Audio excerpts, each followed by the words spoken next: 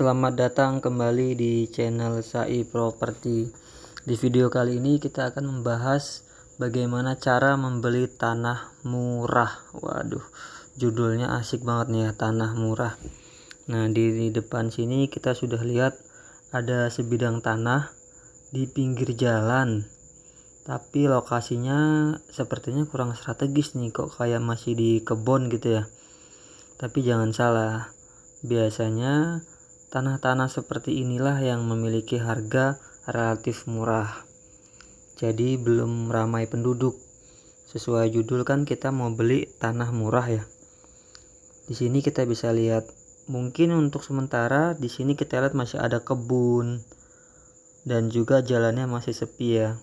Tapi disinilah poinnya. Poin kita dalam strategi membeli tanah.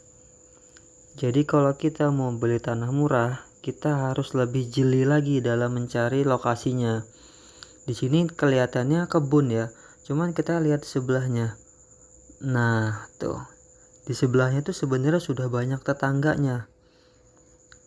Ini adalah langkah awal, salah satu tips untuk membeli tanah murah.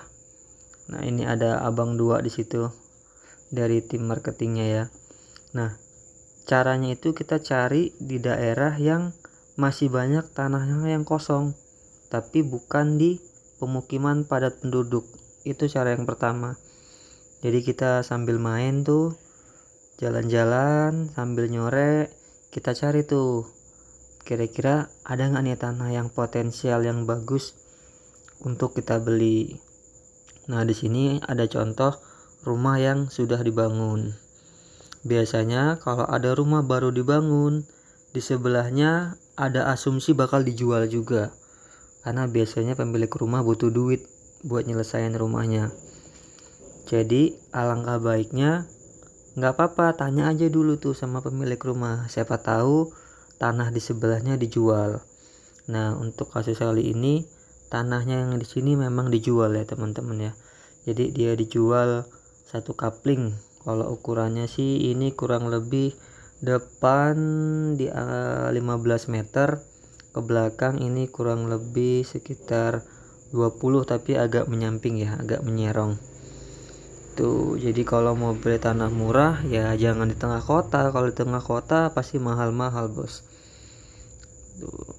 Tapi sekali lagi, untuk membeli tanah murah kita juga harus cek ya bagaimana kondisi tanah dan sekitarnya.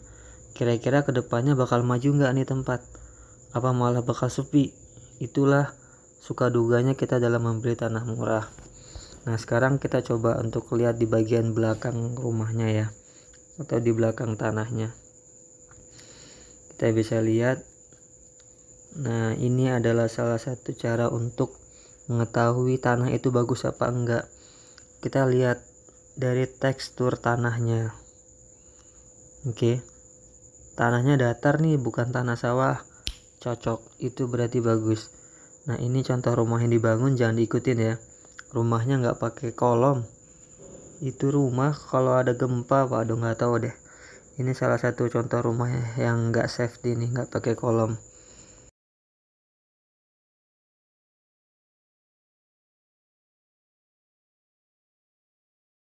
Nanti kita bakal ngebahas lagi video dalam tips membangun rumah yang safety atau yang aman ya.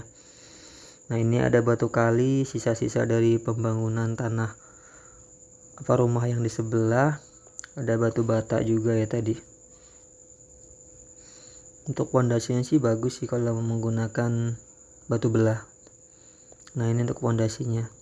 Kenapa menggunakan batu belah? Karena dia lebih memiliki tingkat kekokohan yang tinggi dibandingkan dengan bata slop. Kadang kan ada yang nggak mau pakai pondasi, mereka cuman ngeslop pakai batu bata. Kita intip sedikit deh bangunan rumahnya ini ya.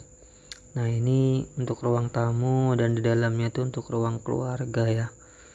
Ini sih masuknya kurang lebih rumah tipe 4550 deh masuk ini untuk rumah tipe ini. Oke, izin Pak buat ngeliat rumahnya. Tapi sekali lagi ya sahabat saya, ini benar-benar nggak safety sih, karena rumah ini dibangun tanpa kolom, jadi struktur bangunannya nggak aman menurut saya. Mungkin dari sahabat saya properti ada yang lebih paham ilmunya ya di bidang teknik sipil.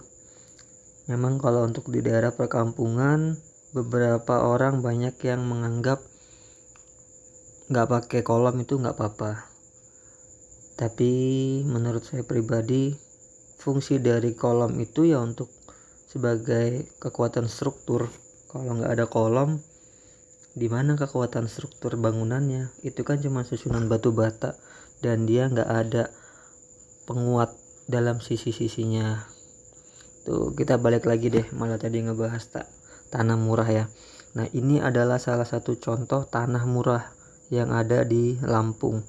Untuk harganya kurang lebih ini di angka 70 juta, masih bisa dinego. Inilah untungnya kita beli tanah bukan tanah kaplingan, yaitu tanah milik warga pribadi. Biasanya kita masih bisa nego-nego sendiri. Untuk masalah pemecahannya sih gampang, nanti tinggal bilang sama pemilik tanah, Pak, saya mau beli sebagian dari tanahnya. Ketika harga sudah deal, tinggal berangkat ke PPAT atau ke notaris setempat untuk pecah sertifikat. Itu jadi untuk pembelian tanah jangan asal-asalan ya, lebih baik ke notaris biar keluar dana sedikit tapi kita lebih aman.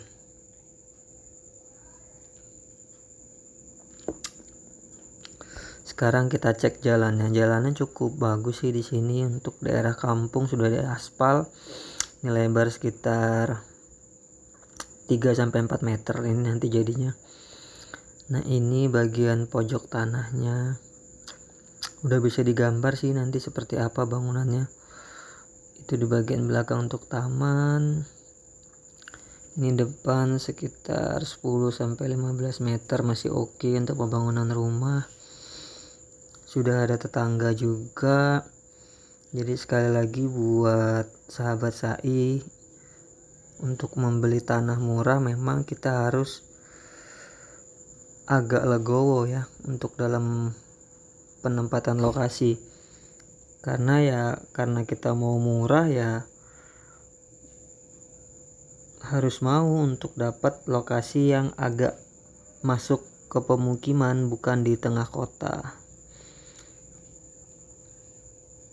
Kembali lagi ke sahabat sekalian, mau beli tanah yang murah ataupun mahal, semua ada plus minusnya.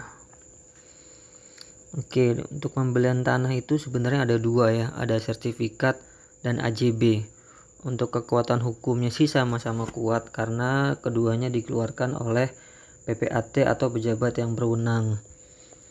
Kelebihannya kalau sudah bersertifikat itu bisa dianggunkan dan legalitasnya sudah terdaftar di BPN. Tapi kalau untuk AJB biasanya hanya terdaftar di aparat setempat kayak camat ataupun PPAT yang berwenang di daerah situ.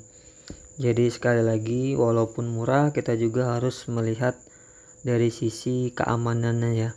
Jadi surat menyuratnya harus, legalitasnya harus jelas dan dilakukan oleh pejabat yang berwenang. Jadi menghindari sebisa mungkin untuk pembelian tanah hanya kedua belah pihak atau berdasarkan materai ya, gitu. Jadi ini adalah salah satu tips untuk membeli tanah murah. Yang pertama, sering jalan-jalan ke daerah setempat kamu tinggal, siapa tahu di situ ada spot-spot tanah dari punya warga yang bisa kamu tawar. Karena biasanya ketika membeli dengan orang langsung itu harganya jauh lebih murah, apalagi jika pemilik dalam kondisi butuh uang atau BU gitu. Mungkin itu sahabat saya properti yang bisa saya sampaikan dalam cara membeli tanah murah. Semoga video ini bermanfaat untuk sahabat SAI. Sekali lagi, untuk sahabat saya yang belum subscribe, silahkan subscribe. Mudah-mudahan dengan subscribe kalian saya bakal lebih semangat lagi dalam membuat video.